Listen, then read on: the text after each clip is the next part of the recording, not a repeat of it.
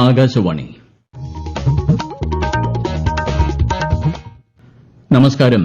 പ്രാദേശിക വാർത്തകൾ വായിക്കുന്നത് ഗോപകുമാർ.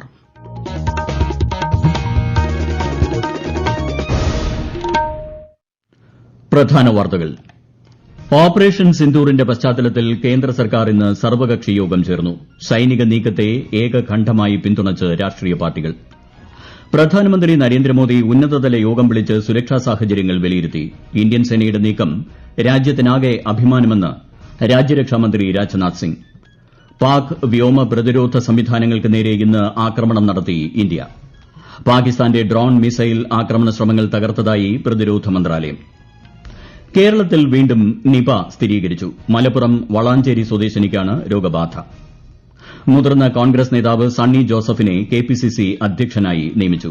Adoor Prakash UDF convener. സംസ്ഥാനത്ത് എസ്എസ്എൽസി പരീക്ഷാഫലം നാളെ പ്രഖ്യാപിക്കും. വാർത്തകൾ വിശദമായി. കേന്ദ്ര സർക്കാർ വിളിച്ചു ചേർത്ത സർവകക്ഷി യോഗത്തിൽ ഓപ്പറേഷൻ സിന്ദൂറിന് ഏകകണ്ഠമായി പിന്തുണയറിയിച്ച് രാഷ്ട്രീയ പാർട്ടികൾ. രാജ്യരക്ഷാമന്ത്രി രാജ്നാഥ് സിംഗിന്റെ അധ്യക്ഷതയിൽ പാർലമെന്റ് മന്ദിരത്തിലാണ് യോഗം ചേർന്നത്. സൈനിക നടപടിയുടെ വിശദവിവരങ്ങൾ ശ്രീ രാജ്നാഥ് സിംഗ് യോഗത്തിൽ പങ്കുവച്ചു. സർവകക്ഷി യോഗം ഫലപ്രദമായിരുന്നുവെന്ന് പാർലമെന്ററി കാര്യമന്ത്രി കിരൺ റിജിജു യോഗശേഷം അറിയിച്ചു. ഓപ്പറേഷൻ സിന്ദൂർ അവസാനിച്ചിട്ടില്ലെന്നും അദ്ദേഹം വ്യക്തമാക്കി.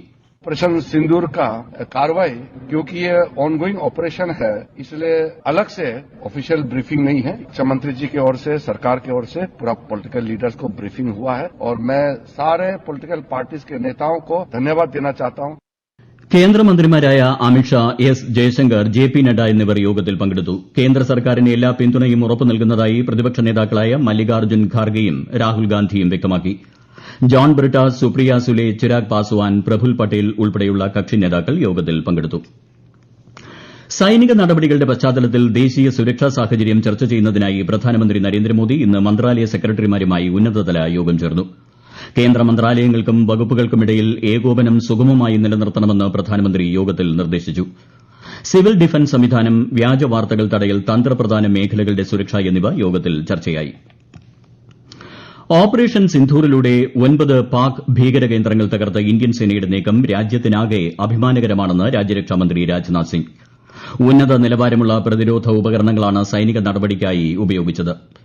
നിരപരാധിയായ ഒരാൾക്ക് പോലും അപായം ഉണ്ടാകാത്ത വിധത്തിലാണ് ഇന്ത്യയുടെ സൈനിക നീക്കമെന്നും സായുധ സേനയുടെ ധീരതയെ പ്രകീർത്തിച്ചുകൊണ്ട് അദ്ദേഹം ന്യൂഡൽഹിയിൽ പറഞ്ഞു. हमेशा एक रिस्पांसिबल नेशन होने का रोल बड़े संयम से निभाया है, सदैव निभाया है.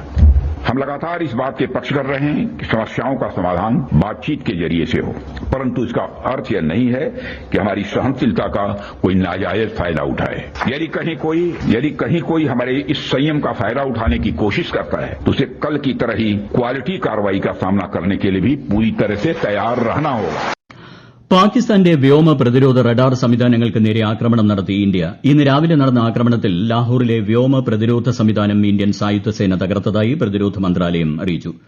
പാകിസ്ഥാൻ ഇന്നലെ രാത്രി നടത്തിയ ഡ്രോൺ മിസൈൽ ആക്രമണ ശ്രമങ്ങൾക്ക് അതേ തീവ്രതയിലുള്ള മറുപടിയാണ് ഇന്ത്യ നൽകിയത്. അവന്തിപുര, ശ്രീനഗർ, ജമ്മു, പത്താൻകോട്ട്, അമൃത്സർ, കപൂർത്തല, ജലന്ധർ, ലുധിയാന എന്നിവിടങ്ങളിലെ സൈനിക കേന്ദ്രങ്ങൾക്ക് നേരെയാണ് പാകിസ്ഥാൻ ഇന്നലെ ആക്രമണ ശ്രമം നടത്തിയത്. ഇന്ത്യ ഈ ശ്രമങ്ങളെ തകർത്തതായും ഇവിടെ നിന്നും കണ്ടെടുത്ത അവശിഷ്ടങ്ങൾ പാക് നീക്കത്തിന്റെ തെളിവാണെന്നും കേണൽ സോഫിയ ഖുറേഷിയും വിംഗ് കമാൻഡർ വ്യോമിക സിംഗും ന്യൂഡൽഹിയിൽ സംയുക്ത വാർത്താ സമ്മേളനത്തിൽ പറഞ്ഞു. Pakistan attempted to engage a number of military targets in northern and western India using drones and missiles. These were neutralized by the integrated counter unmanned aerial system and other air defense systems. The debris of these attacks is now being recovered from a number of locations that prove the Pakistani attack. Pahalgam ഭീകരാക്രമണത്തിനുള്ള മറുപടി മാത്രമാണ് India നടത്തിയ പ്രത്യാക്രമണമെന്ന് വിദേശകാര്യ secretary Vikram Misri. പാകിസ്ഥാനിലെ ഭീകരവാദ കേന്ദ്രങ്ങളെ മാത്രമാണ് India ആക്രമിച്ചതെന്നും അദ്ദേഹം സംയുക്ത വാർത്താ സമ്മേളനത്തിൽ വ്യക്തമാക്കി. ഇന്ത്യൻ സൈനിക നീക്കത്തിൽ മരിച്ച ഭീകരരുടെ സംസ്കാരം ഔദ്യോഗിക ബഹുമതികളോടെ നടത്തിയ പാകിസ്ഥാന്റെ നടപടിയെയും അദ്ദേഹം അപലപിച്ചു. പാകിസ്ഥാന്റെ പ്രത്യാക്രമണ നീക്കങ്ങൾ സാധാരണക്കാരെയാണ് ബാധിക്കുന്നതെന്നും ശ്രീ വിക്രം മിശ്രി പറഞ്ഞു. ജമ്മുകാശ്മീരിലെ നിയന്ത്രണ രേഖയ്ക്ക് സമീപമുള്ള കുപ്വാര, ബാരാമുള്ള, ഉറി, പൂഞ്ച്, മെന്താർ, രജൌരി മേഖലകളിൽ പാകിസ്ഥാൻ നടത്തുന്ന വെടിവയ്പും ഷെല്ലാക്രമണവും വർദ്ധിച്ചുവരുന്നതായി പ്രതിരോധ മന്ത്രാലയം. 3 സ്ത്രീകളും 5 കുട്ടികളും ഉൾപ്പെടെ 16 പേരാണ് പാക് ആക്രമണത്തിൽ മരിച്ചത്. ഇന്ത്യൻ സേന ശക്തമായ തിരിച്ചടിയാണ് നൽകുന്നതെന്നും മന്ത്രാലയം അറിയിച്ചു. പാകിസ്ഥാനിൽ നിന്നുള്ള വെബ് സീരീസുകളും സിനിമകളും മറ്റ് ഉള്ളടക്കങ്ങളും രാജ്യത്തെ OTT മീഡിയ സ്ട്രീമിംഗ് പ്ലാറ്റ്ഫോമുകളിൽ സംപ്രേഷണം ചെയ്യുന്നത് നിർത്തിവെക്കാൻ നിർദ്ദേശം നൽകി കേന്ദ്ര വാർത്താ പ്രക്ഷേപണ മന്ത്രാലയം. പഹൽഗാം ഭീകരാക്രമണത്തിന്റെ പശ്ചാത്തലത്തിൽ രാജ്യസുരക്ഷ മുൻനിർത്തിയാണ് നിർദ്ദേശം.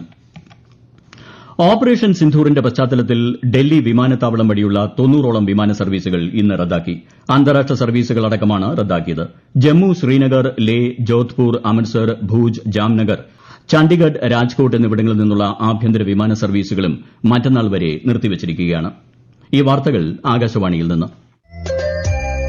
ആകാശവാണി വാർത്തകളും വാർത്താ അധിഷ്ഠിത പരിപാടികളും All India Radio News Thiruvananthapuram YouTube ചാനലിലും All India Radio News Thiruvananthapuram Facebook പേജിലും AIR ന്യൂസ് _ ഇൻസ്റ്റഗ്രാം അക്കൌണ്ടിലും AIR ന്യൂസ് _ TVM എക്സ് ഹാൻഡിലും ലഭ്യമാണ്.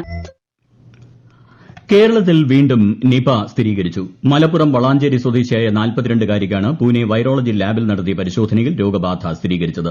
നിലവിൽ പെരിന്തൽമണ്ണയിലെ ആശുപത്രിയിൽ ചികിത്സയിലാണ് ഇവർ. പ്രതിരോധ പ്രവർത്തനങ്ങൾ ഊർജിതമാക്കുമെന്നും നിപ സംശയമുണ്ടായപ്പോൾ തന്നെ ജാഗ്രതാ നിർദ്ദേശം നൽകിയിരുന്നതായും ആരോഗ്യമന്ത്രി വീണ ജോർജ് പറഞ്ഞു. മലപ്പുറം കളക്ടറേറ്റിൽ മന്ത്രിയുടെ അധ്യക്ഷതയിൽ അവലോകന യോഗവും ചേർന്നു. മുതിർന്ന കോൺഗ്രസ് നേതാവ് സണ്ണി ജോസഫിനെ KPCC അധ്യക്ഷനായി നിയമിച്ചു. സ്ഥാനമൊഴിയുന്ന അധ്യക്ഷൻ കെ സുധാകരനെ പ്രവർത്തക സമിതി സ്ഥിരം ക്ഷണിതാവാക്കി. അടൂർ പ്രകാശാണ് UDF convener. PC Vishnunath, AP Anilkumar, Shafi Parambil എന്നിവരെ വർക്കിംഗ് പ്രസിഡന്റുമാരായും നിയമിച്ചു. AICC അധ്യക്ഷൻ മല്ലികാർജ്ജുൻ ഖാർഗെയാണ് തീരുമാനമെടുത്തത്. സംസ്ഥാനത്ത് SSLC പരീക്ഷാഫലം വിദ്യാഭ്യാസ മന്ത്രി വി ശിവൻകുട്ടി നാളെ പ്രഖ്യാപിക്കും.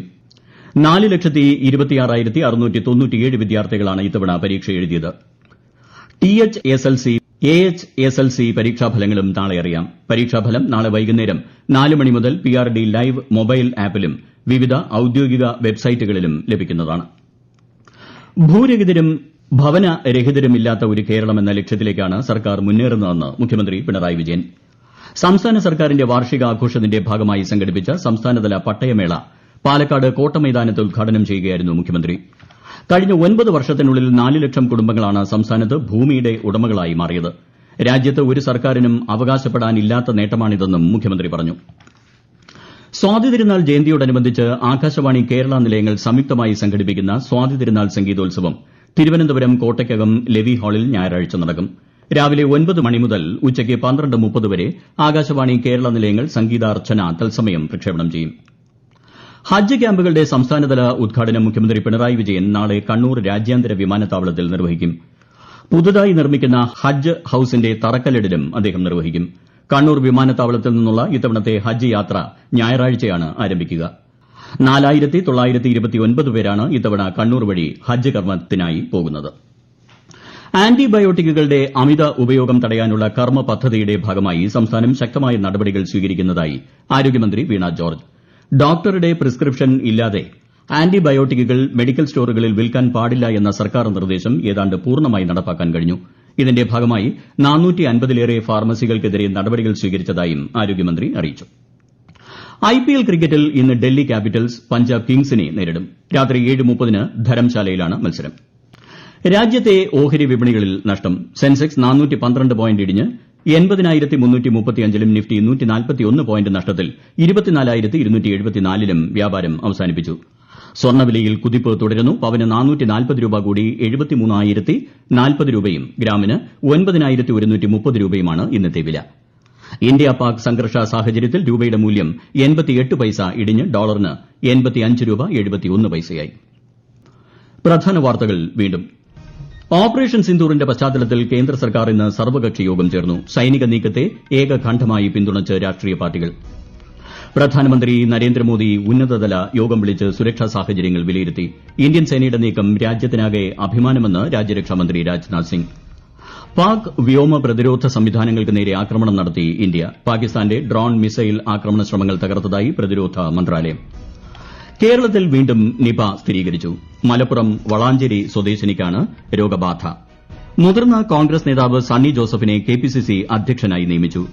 Adoor Prakash UDF convener. സംസ്ഥാനത്ത് SSLC പരീക്ഷാഫലം നാളെ പ്രഖ്യാപിക്കും. പ്രാദേശിക വാർത്തകൾ കഴിഞ്ഞു. അടുത്ത വാർത്താ പ്രക്ഷേപണം രാത്രി 7:45-ന്.